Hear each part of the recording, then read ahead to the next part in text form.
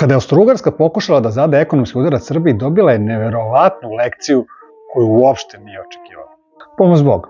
Ja sam Darko Nikolić, novinar ovdašnji i pisac sada već serije besplatnih knjiga Gvozdeni puk. Posetite patreon.com kroz Gvozdeni puk da saznate više o tome. Posle Berlinskog kongresa 1878. i zvaničnog priznanja nezavisnosti, Srbija ubrzo potpisuje trgovinski ugovor sa Austro-Ugarskom. Bilo je to 1881. Na papiru to izgleda kao modernizacija, a u stvarnosti to je bio početak ekonomske zavisnosti.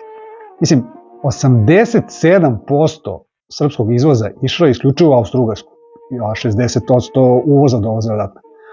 I tu leži koren te srpske zavisnosti. Srbija prosto nije imala izbor. Ima jednog kupca, ima jednu cenu, jedan uslov.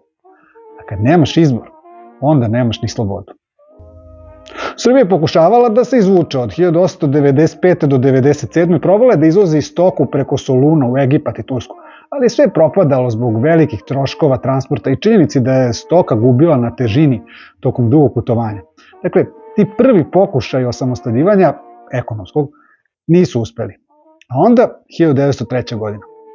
I u njoj sve se menja.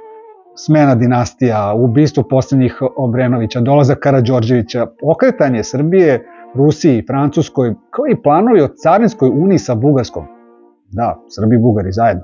I sve to izazvalo je u Beču, pa neki bi rekli paniku, ali neki bi rekli bes. A besa stvarno jeste bilo, jer je Srbija, koju su Austro-Ugari u ekonomskom smislu držali u šaci, prvi put posle nekoliko decenija počela da razmišlja o ekonomskoj samostalnosti.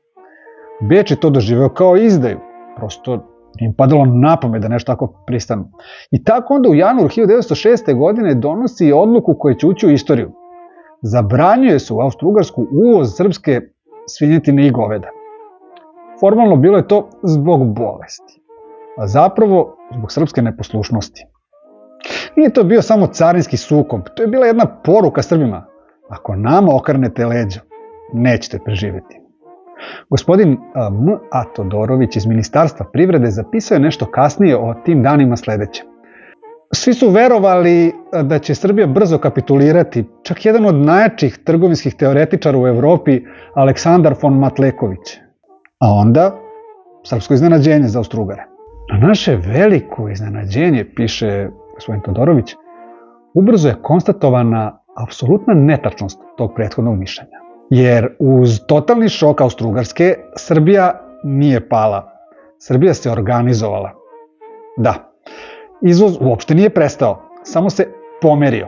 Jer naše stoke i proizvodi odjednom su krenuli umesto samo ka Beču na mnoge druga mesta. Krenuli su ka Italiji, ka Egiptu, ka Belgiji, ka Turskoj, ka Francuskoj, ka Malti, ka Grčkoj. Umesto da se povuče i kuka nad gorkom sudbinom, država je uradila nešto što bi danas bilo moderno. A stvarno, evo, pod 1. Davala je premije za izvoz. Što više izvezeš, više dobiješ od države.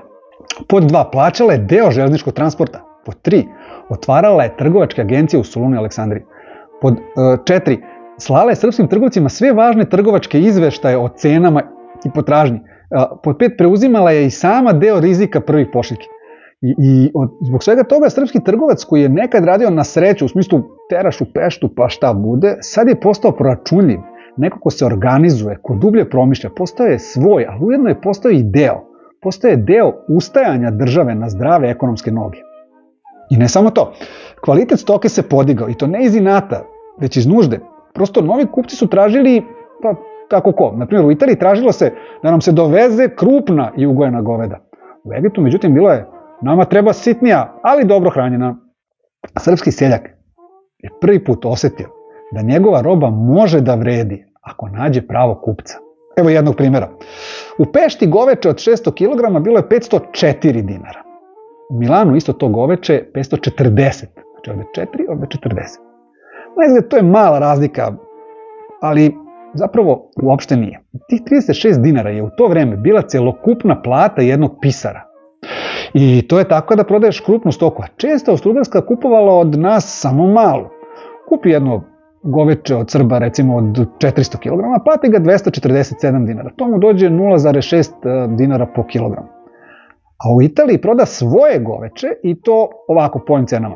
Znači u Srbiji uzimala po 0,6 dinara po kilogramu. Proda Austro-Ugarska svoje goveče Italijanima 600 kg i to po 0,9 dinara po kilogramu. To je 50% veća zarada po 1 kilogramu robe. Dakle, kad je Srbija prosto okrenula drugi list i okrenula se pre svega sebi, svojim učenim i mudrim ljudima koji su osmislili odgovor na taj smrtonosni zagrljaj Austro-Ugarske, onda su Srbi, umesto da prodaju jeftino ono što moraju, počeli da prodaju skupo ono što vredi. I tako, bez jednog ispaljenog metka, Srbija pobeđuje jedno carstvo. Ali to nije sve. Mislim, ovo nije bila priča o stoci, ovo je bila jedna priča o pameti, o organizaciji, o otporu bez panike i o trenutku u kome Srbija prvi put kaže, ne zavisimo mi od jednog gospodara.